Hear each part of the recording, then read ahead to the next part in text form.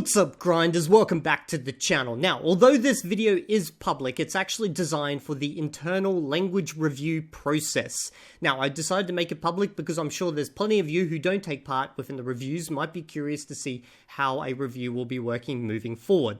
So basically, there's going to be a number of changes that are happening. One, we're going to be moving away from an initial Google Doc, where basically you all just communally write within the one doc, and we're going to be moving to a Google Forms, where basically you fill out your review and you can't see anyone else's review, and additionally you can't see the claimed levels of the person you're reviewing, and we'll get into details about why we will be doing that in a moment. But then at the conclusion of the investigation, this will be compiled into a Google Doc, and that Google Doc will be made public. Now, the point of this video is actually to help you guys write better reviews moving forward, because there is a number of things that, as we've done these investigations over time, that I've come to notice and other members of the community have come to notice, and I've also spoken with official exam reviewers about how to improve this process. Now, I do want to point out that we are not an official testing facility in any way. Our goal is not to get an exact answer about someone's language levels. Our goal is to get a ballpark figure.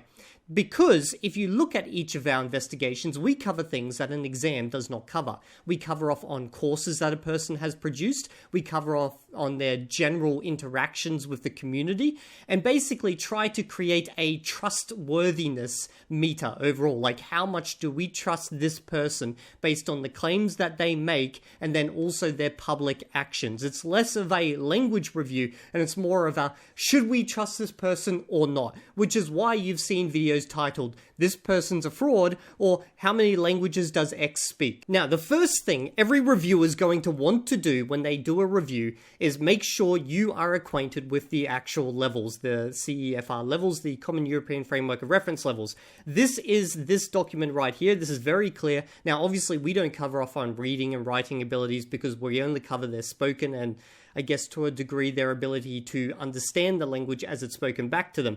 And this is the levels right here, A1, A2, B1, B2, C1, and C2. Now, I'm not going to read through all of this because, well, we would be here all day. Instead, I'm going to give you a demo of each one of these levels with an English speaker, and then the expectation is that you will also go back and read this document before writing a review. Okay, so we're going to start off with an A1, which is your beginner entry level into the language. And do you live with friends or family?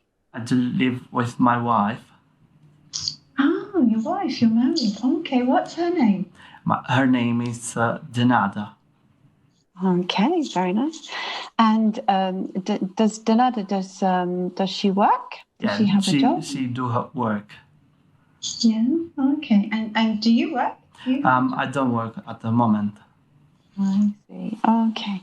And tell me, today is Saturday, isn't it? Yes, today is Friday. Is it Friday? Oh, okay. So tell me, Hassan, what do you normally do on a Friday? I don't really do much. Wake up. Yeah, what time do you wake up? Depends. I see. 8:30. Oh, okay, I see. And then what happens then? Then I eat my breakfast. Okay, so based on that, you can see that even though A1 is the lowest level, you still have some command of the language. You're able to respond to the most basic of questions and describe your daily interactions. Okay, so now we're going to look at the A2 level, which is the upper beginner level. So, Favour, I'm not in Croydon today. I don't live in Croydon. I live in Kent. Where do you live? I live in Thamesmead, London. Thamesmead? Oh, right. I don't know Thamesmead. Tell me, what is it like there? Is it busy? Is it quiet? Yeah, it's not really busy. They've got sometimes that is quiet. They've got sometimes that is busy, depending on the the season of the month. Like now, during we are approaching summer. So most times you come to the shop, it's quite busy because a lot of people are doing shoppings. And So have you got shops near your house? yes, we do. Okay, have you got shops opposite your house? No, not directly opposite my house. What can you see in front of your house? In front of my house, I see other people's houses. Okay. What about behind? Behind, we've got a river Thames behind. No, right. And yes. Lovely. Yes, not directly behind, but we've got other house. Then you can still, when you stretch your neck from my windows, you can see the river Thames. Okay, so as you can see, she's now able to form more complex sentences. She understands, obviously, more complex sentences. And there was a testing here, particularly in this video, of more spatial awareness. Okay, now we're going to move into the lower intermediate range B1. So let's talk about special occasions. Mm-hmm. Special, okay. In your family, do you enjoy celebrating birthdays? Are they a big deal for you? Well, actually, we do not celebrate it like the other families where there are a lot of foods in there or parties. No, because I came from a family where we do not have the means to buy those stuffs. So we just celebrated it by, should say, a small dinner for us. Then go to the church, like that. Just the family, I should say. Sure. The most important people. Yeah, true. Yeah, it's my wife's birthday next month. Oh, advance happy birthday. Thank you very much. Yeah, and sometimes it's difficult, to choose a present or to think about what to do. Have you ever had a really special birthday in your life? I should say last year I celebrated it with my friend whom I met here, and nice. they have the same, not exact date but same birth month. So we celebrated it in my house with my husband and one friend. So we're just only 4. So it's quite fun and different because that was my first time to celebrate with others. Okay, so you can see that there's now some depth on a specific topic that's happening, although it is still a pretty general topic. Okay, we're going to move into the B2 range, which is where general fluency starts coming into play. Now, you probably noticed that all of these people seemed quite fluent up until this point. Well, they were fluent about the very specific niche area that they were talking about. B2 is where you start getting a more general type of fluency across multiple areas. I want to talk about national environmental concerns. And obviously, there's the big summit for the environment in Egypt at the moment. But we've also got problems with getting fuel and petrol and things like that, which people say are bad things to use, things like petrol and diesel. But at the moment, maybe, we need to use them. What do you feel about that? So basically, the thing is like national. We obviously the fuels and stuff create a high pollution. This is the major drawback of the natural resources. But now similarly there are ecosystems available in the market now, like cyclings and bicycles and like electric operated motorbikes. So I think in a coming 10 years, I'm not particularly talking about the UK, maybe the whole world is introducing the eco-friendly transportations. Some countries might have already been, introduced, which obviously protect from the pollution. So as you can see from that, we're starting to discuss things in a lot more depth now and even starting to use more specialized vocab. Next up, C1, and this is generally the point at which you can form sentences on the same level as a native speaker. Not necessarily an educated native speaker, but just a native speaker in general. Really? So you think you're more influenced than you would like to think? Yeah, I mean, aren't we all? Yeah, no, I can very much imagine that. Because they are made to influence us, right? Psychologically, I think people can even study how to make people buy more. And so you mostly saw it on TV, or is it also a problem of maybe social media? Well, wouldn't you agree that advertising is coming at us from shop windows, Yeah. newspapers, magazines, social media. No, fully, yeah. That's very much true. It's kind of encompassing all aspects of our lives. You can't really flee from it, I feel like. I suppose being aware of it, might make us less susceptible. Yes, no, I would say so. Yeah, you can think about it more critically when you know about the issue. But I think everybody's very much influenced still by maybe even more subliminal advertisements, maybe in TV shows or something like that. Absolutely. They're pretty frightening, really. Yeah, that's very much true.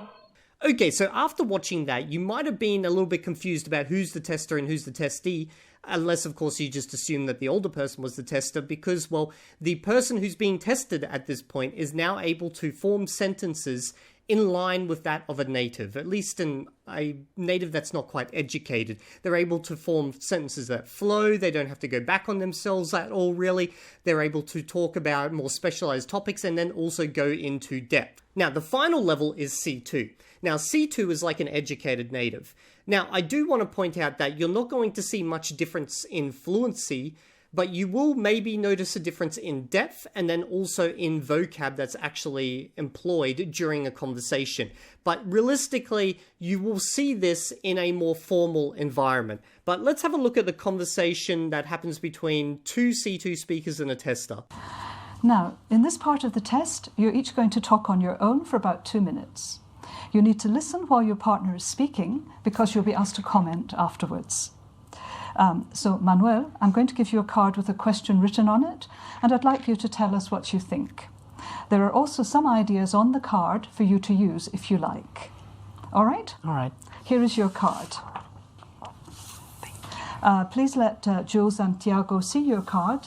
Remember, Manuel, you have about 2 minutes to talk before we join in.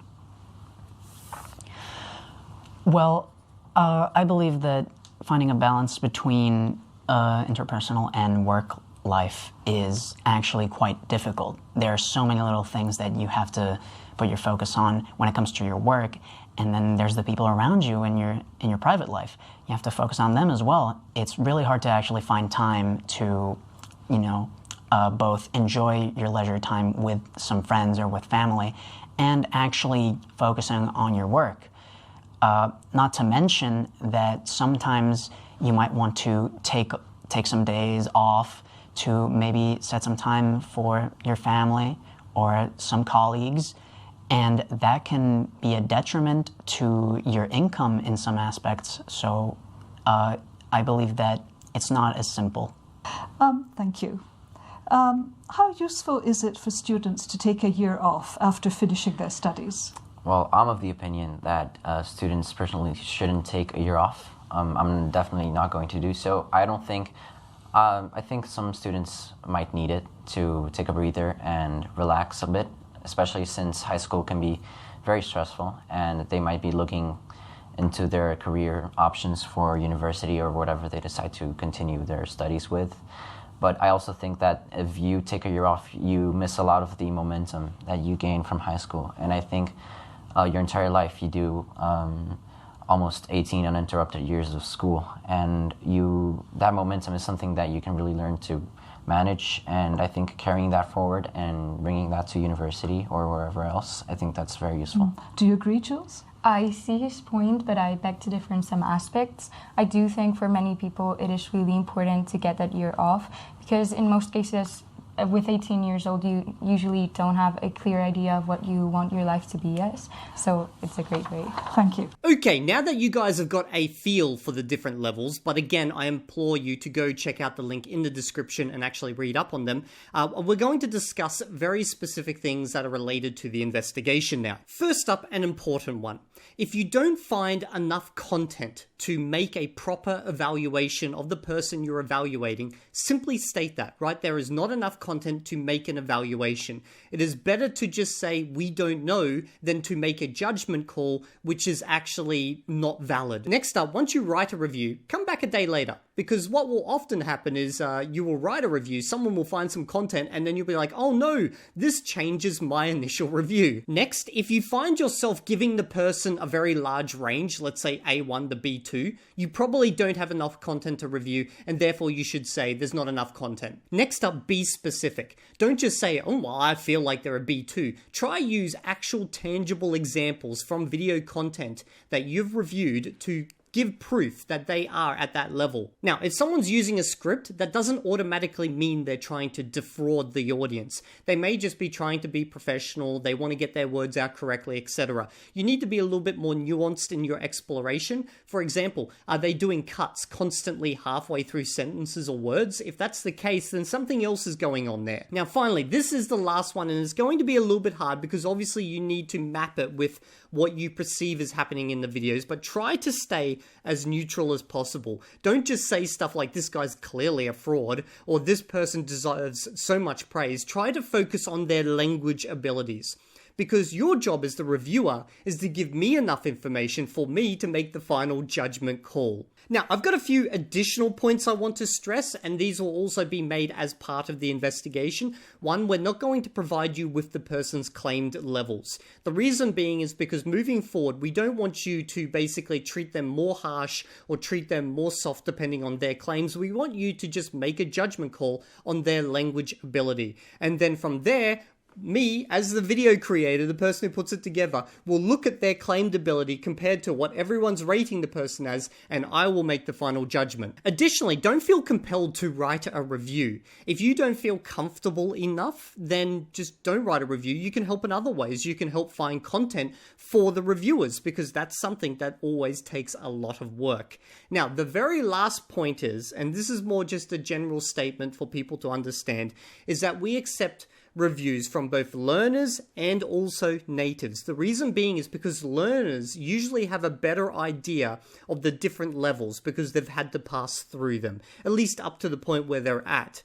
Now, natives obviously have a better understanding of the language. Well, generally, we're not talking about like C2 type things here, but generally they have a better feeling for the language itself, but they have less of a good idea about what each individual level actually represents. So I hope that provides you guys with enough information about how to write a good review. If you've got any questions, leave them in the comments section and I will answer them, or a member of my team will answer them. And this video and the comments section will act as basically your guide on how to move forward.